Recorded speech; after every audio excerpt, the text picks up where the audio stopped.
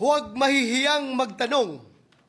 Yan po ang sabi ng ina ng ating butihing Senador Grace Poe. Noong nakaraang Biyernes po kasi, nagkaroon ng pirmahan ng isang kasunduan ang Philippine Health Insurance Corporation, PhilHealth, Development Bank of the Philippines, DBP, at Tingog Party List. Sa kumakalat na unsigned copy of the MUA, the obligations of Tingog Party List are the following: shall assist and coordinate with LGUs in ensuring their participation to the program.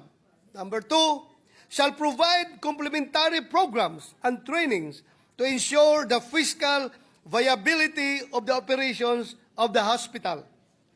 Number 3, shall provide the necessary support in financing health expenses of the patients through its medical assistance program.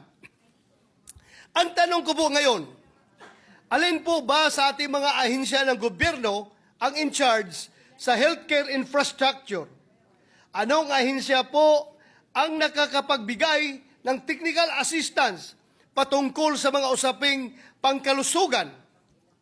Anong ahensya po ng gobyerno ang nangangasiwa ng ating mga local government units?